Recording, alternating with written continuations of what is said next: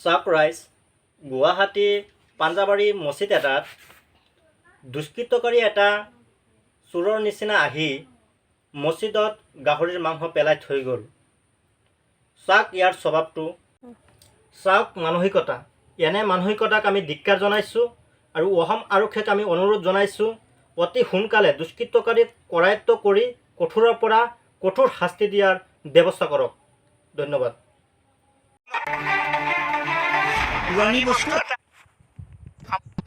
আমাৰ মাংসটো পেলাই থৈ গৈছে, তেনেকৈ কোনো নহয় যে মছজিদটো বেয়া হৈ গৈছে, য'ত পেলাইছে আমি তাতে ধুই দিলোঁ হৈ গ'ল।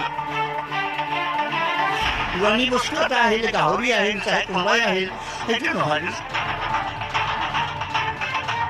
যে আমাক হিংসা কৰি ইয়াতে গাহৰি পেলাই যাব। মানে ৰাস্তাৰ ওচৰতেতো আৰু এটা মছজিদ আছে, সেইটোতো মেইন ৰাস্তাৰ লগতে গাড়ীৰ পৰা এনেই দিব পাৰি। আমাৰ জীৱনত মহৰমত এটাই হাল্লা হৈছিলে, যিটো কাৰবালা হাল্লা। সেই হাল্লা আমি যাতে আমাৰ নহয় আৰু জীৱনত, যাৰ কাৰণে আমি ষ্টপ কৰোঁ।